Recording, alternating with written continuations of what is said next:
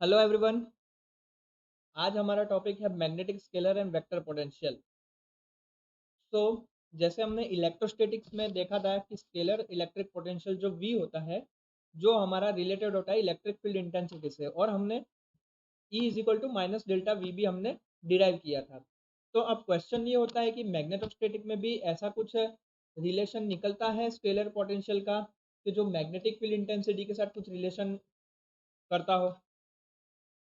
तो magnetic field जहाँ पे आपका दो टाइप के पोटेंशियल डिफाइन हम लोग करते हैं। जो पहला है हमारा scalar magnetic potential denoted as VM, और दूसरा है हमारा vector magnetic potential denoted by A bar. ठीक है। तो डिफाइन स्केलर और वेक्टर मैग्नेटिक पोटेंशियल को डिफाइन करने के लिए हम लोग दो वेक्टर आइडेंटिटी को डिफाइन करते हैं with the properties of curl. ठीक है। जैसे del cross del V is equal to V, जहाँ पे वी आपका क्या है, एक स्केलर क्वांटिटी है। और del dot del cross A, जहाँ पे ए क्या है, आपकी एक वेक्टर क्वांटिटी है। तो हर एक स्केलर वी और वेक्टर ए, ये आइडेंटिटी जो हमने फाइंड आउट करी है, ये दोनों आइडेंटिटी को सेटिस्फाई करनी चाहिए। ओके। तो हम लोग पहले देखते हैं scalar magnetic potential. Scalar magnetic potential में क्या है, पहले तो ये है कि जहां अगर आपका वीएम क्या है, पोटेंशियल डिफरेंस है। ठीक है। तो वीएम अगर आपका स्केलर मैग्नेटिक पोटेंशियल है, तो जो हमने लास्ट लेक्चर में एक इक्वेशन पढ़ी थी कि del cross del VM is equal to zero. ठीक है। या फिर आप कह सकते हैं कि आपकी जो 8.13.1 है, ये वाली जो क्वांटिटी है आपकी, वो आपकी सेटिस्फाई होनी चाहिए एवरी स्केलर मैग्नेटिक पोटेंशियल के लिए। ठीक है। लेकिन जो स्केलर मैग्नेटिक पोटेंशियल होता है वो रिलेटेड होता है मैग्नेटिक फील्ड इंटेंसिटी से। कैसे? कि मैग्नेटिक फील्ड इंटेंसिटी और स्केलर मैग्नेटिक पोटेंशियल दोनों के बीच का रिलेशन क्या है, H is equal to minus del V M. ठीक है। तो ये जो इक्वेशन है आपका 8.13.3, उसको अगर हम यूज करते हैं, तो ये जो हमारा डेल वी एम है, उसकी जगह हम नेगेटिव एच हम यहाँ पे रख सकते हैं। तो ये जो इक्वेशन है हमारा, ओके, वो क्या हो जाएगा, वो इक्वेशन हमारा हो जाएगा del cross negative H is equal to zero. या फिर आप कह सकते हैं कि del cross H is equal to zero. लेकिन हमारे पास एक और रिलेशन है कि del cross H is equal to J भी होता है। इसका मतलब क्या है, अगर ये दोनों को कंपेयर करते हैं हम, ये वाले इक्वेशन को और ये वाले इक्वेशन को अगर कंपेयर करते हैं, तो हमें पता चलता है कि J is equal to zero होता है। ठीक है। तो स्केलर मैग्नेटिक पोटेंशियल जो वीएम है, उसको हम डिफाइन करते हैं for the source free region, जहाँ पे आपका जे यानी करंट डेंसिटी आपकी जीरो होती है। ठीक है। वहीं पे आपकी जो स्केलर पोटेंशियल वीएम है, वो सोर्स डिफाइन होती है। ठीक है। तो एक और हम ये वाला जो रिलेशन है हमारा 8.13.4। ठीक है। अगर हम 8.13.4, जहाँ पे जे आपका ओनली जे आपका जीरो है, जे जहाँ पे आपका जे जीरो है, वहीं पे आपकी ये जो कंडीशन है वो आपकी सेटिस्फाई होगी। ठीक है।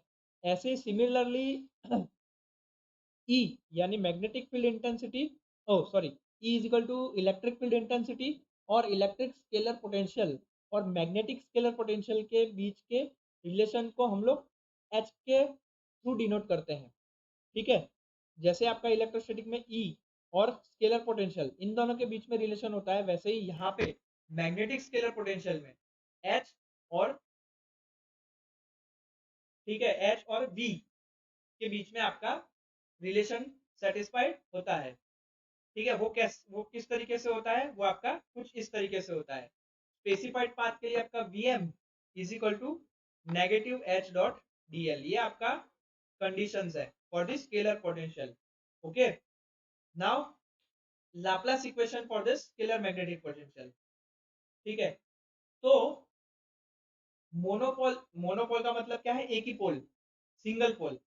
किसी मैग्नेटिक फील्ड का मोनोपोल यानी एक ही पोल आपका मतलब वो क्या कहते हैं उसे, नॉन एग्जिस्टिंग होता है किसी भी मैग्नेटिक फील्ड में। तो इस दौरान हमारा क्या रिलेशन आएगा, बी डॉट डी एस का, बी डॉट डी एस का रिलेशन हमारा कुछ इस तरीके से आएगा, B dot D S is equal to zero.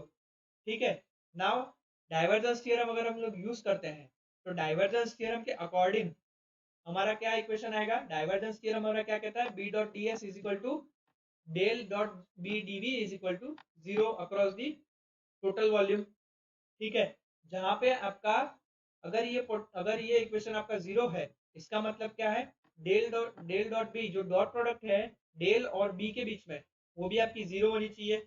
लेकिन बी और हमारे पास एच यानी मैग्नेटिक फील्ड डेंसिटी और मैग्नेटिक फील्ड इंटेंसिटी दोनों के बीच का रिलेशन हमारे पास अवेलेबल है।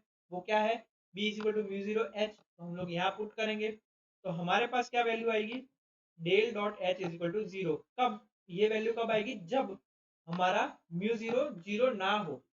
ओके, क्यों म्यू जीरो जीरो नहीं होता है, क्योंकि अगर हम म्यू जीरो को यहाँ जीरो के नीचे ले जाएंगे और इस पे जीरो रखेंगे तो वैल्यू हमारी इनफाइनाइट आ जाएगी, जो हमें नहीं करनी है, इसीलिए ये कंडीशन सेटिस्फाइड होनी ही चाहिए।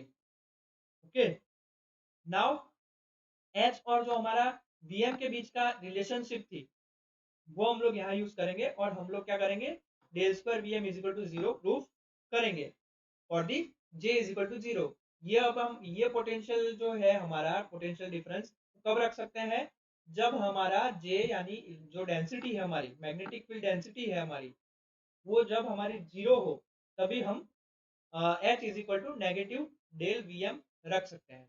ओके, तो ये जो हमारा इक्वेशन आया 8.13.3, ये हमारा क्या है, लाप्लास इक्वेशन है for this scalar magnetic potential. ठीक है, ऐसे सिमिलरली हमने स्केलर इलेक्ट्रिक पोटेंशियल के लिए क्या होता है, del square V is equal to zero find out किया था। नाउ दूसरा टॉपिक है हमारा vector magnetic potential. Vector magnetic potential क्या है, पहले उसको डिनोट कैसे करते हैं, उसको हम डिनोट करते हैं ए से। ठीक है, ए बार से। ए बार क्यों, क्योंकि ये वेक्टर क्वांटिटी है, वेक्टर क्वांटिटी में आपको दिशा भी बतानी पड़ती है इसीलिए। ओके, और किस में मेजर करते हैं हम उसे, वेबर पर मीटर में मेजर करते हैं। ओके, तो जो हमारा 18.13.2 यानी कि क्या था इक्वेशन, वो था del dot del cross A is equal to zero. तो ये हमारा जो इक्वेशन है वो सेटिस्फाइड होना चाहिए for the all vector magnetic potential. ठीक है, तो इसके अकॉर्डिंग अगर वो इक्वेशन जो मैंने आपको बताया अगर उसे हम सेटिस्फाइड करते हैं तो हमारा क्या होगा, डाइवर्जेंस जो है उसका कर्ल जो है वो उसका वेक्टर हमेशा जीरो होगा। ठीक है, यानी मैंने आपको बताया था del dot del cross A is equal to zero, जहाँ पे ए क्या आपका वेक्टर मैग्नेटिक पोटेंशियल है। ओके, लेकिन del dot B is equal to हमारे पास जीरो है। इक्वेशन नंबर ये जो हमारे पास आया है 18.13.10, ये वाला इक्वेशन। ओके, ये वाले इक्वेशन के अकॉर्डिंग डेल डॉट बी हमारा जीरो है। ओके, तो हम क्या कह सकते हैं कि जो बी है आपका, ओके, वो किसके इक्वल है, डेल क्रॉस ए बार के इक्वल है। ओके, इसीलिए आपका जो वेक्टर का कर्ल है मैग्नेटिक पोटेंशियल जो है वो आपकी फ्लक्स डेंसिटी है। ओके, सो फ्लक्स डेंसिटी को अगर हम डिनोट करते हैं तो कैसे करते हैं, del cross H is equal to J होता है हमारा। एच की जगह अगर हम लोग बी और एच का रिलेशन अगर फाइंड आउट करते हैं तो एच की जगह हम लोग उसका रिलेशन रखेंगे, देन हम लोग फाइंड आउट करेंगे del square A is equal to mu zero J. Okay, अब वेक्टर आइडेंटिटी जो हमने लेफ्ट हैंड साइड पे हम लोग वेक्टर आइडेंटिटी यूज करेंगे। ओके, और हम उसे कैसे लिख सकते हैं, del del dot A minus del square A is equal to mu zero J, जहां पे जे क्या है आपका 1/म्यू zero del cross A. Okay, तो उसे अगर हम लोग यहाँ पे अगर वैल्यू रखते हैं, ठीक है, तो हमारे पास वैल्यू क्या आएगी, हमारे पास वैल्यू कुछ ये आएगी। ओके, इसीलिए जो मैग्नेटिक फील्ड पोटेंशियल होता है, ओके, और जब उसकी करंट डेंसिटी जब हम लोग ऑब्टेन करते हैं तो उसे हम लोग क्या कहते हैं, वेक्टर मैग्नेटिक पोटेंशियल कहते हैं। ओके, ए जो है हमारी वो हमारी करंट डेंसिटी है, वो हमारी जीरो नहीं होनी चाहिए। इस कंडीशन में हमारा वेक्टर क्वांटिटी में हमारी कंडीशन ए जो है वो हमारा जीरो नहीं होना चाहिए। ये ध्यान रखने वाली बात है और ये सबसे मेन पॉइंट है कि a the current density not to be zero. Okay, now Poisson's equation for magnetic field. हमने लाप्लास इक्वेशन हमने फाइंड आउट किया, ठीक है, स्केलर मैग्नेटिक पोटेंशियल का। ऐसे ही सिमिलरली हम पॉइजन इक्वेशन करेंगे मैग्नेटिक फील्ड के लिए, ठीक है। तो वेक्टर अलजेब्रा में वेक्टर फुल्ली डिफाइंड कब होता है, जब उसका कर्ल और उसका डाइवर्जेंस जो होता है वो टोटली डिफाइंड होता है तब, ठीक है। वेक्टर मैग्नेटिक पोटेंशियल जो ए है आपका और उसका जो कर्ल है उसको कैसे डिफाइन करते हैं हम, del cross A is equal to B, जो हमारा नोन होता है। लेकिन कंप्लीटली ए को डिफाइन करने के लिए उसका डाइवर्जेंस भी जानना जरूरी है, यानी ए का डाइवर्जेंस भी हमें पता होनी चाहिए।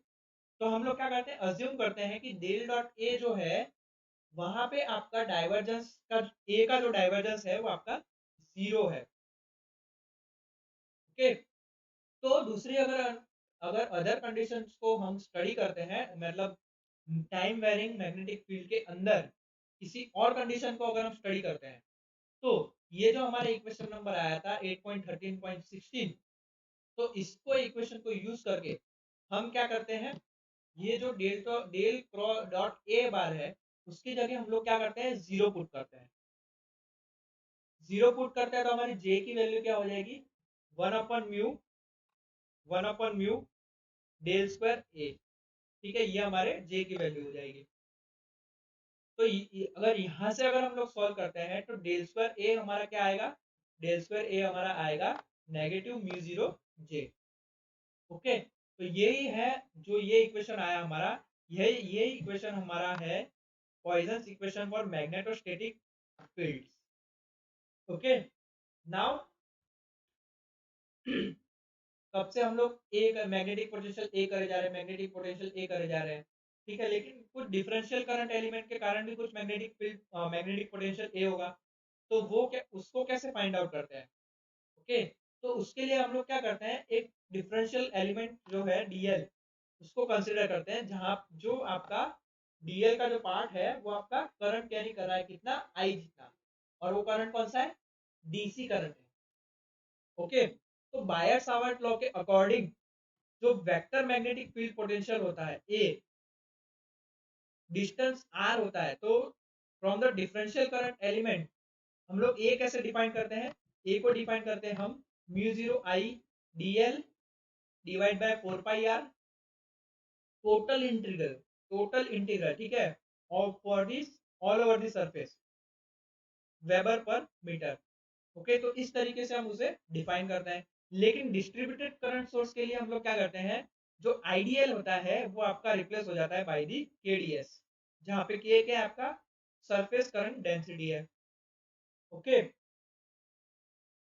तो लाइन इंटीग्रल आपका सरफेस इंटीग्रल में कन्वर्ट हो जाता है। अगर आपका वॉल्यूम करंट डेंसिटी जे जो है वो अगर आपकी एम्पियर पर मीटर स्क्वायर में आपको दे रखी है, तो जो आई डॉट डी एल होता है आपका वो रिप्लेस हो जाता है by the J dot D V से, ठीक है, जहाँ पे डीवी आपका डिफरेंशियल वॉल्यूम एलिमेंट है, ये आपको ध्यान रखना है। सो आप लोग ए को कैसे डिफाइन करेंगे, अगर आपका सरफेस लाइन इंटीग्रल आपका अगर सरफेस इंटीग्रल में कन्वर्ट हो जाता है और आप आई डॉट डी एल की जगह जे डॉट डी वी आप कर देते हैं, तब ए कैसे डिनोट होता है, ए होता है μ0 j dot D V upon 4 pi R over the volume integral, okay. तो यहाँ पे आपको दो चीज नोट करने की है कि जो आपका ए है उसके लिए आप जीरो रेफरेंस को कंसिडर करते हैं एट इंफिनिटी, ठीक है। लेकिन नो फाइनाइट करंट, कोई फाइनाइट करंट प्रोड्यूस नहीं होता है, जहाँ पे आपका आर टेंड्स टू इनफाइनाइट होता है वहां पे, ओके। ये आपको दो चीज नोट करनी है, यही चीज आपको मेन चीज है जो आपको ये जो इक्वेशन है आपको सॉल्व करने में मदद करेगी, ओके। तो इसी के साथ हमारा स्केलर और वेक्टर पोटेंशियल ये जो टॉपिक था वो हमारा कवर हो जाता है, ओके। नेक्स्ट जब हम लोग मिलेंगे तब हम लोग नया चैप्टर स्टार्ट करेंगे। ये जो हमारा चैप्टर था वो आज हमारा कंप्लीट हो रहा है, आज हमारा कंप्लीट हो गया है। देन नेक्स्ट लेक्चर में हम लोग न्यू चैप्टर स्टार्ट करेंगे जिसका नाम होगा magnetic force, material and inductance, okay. Till then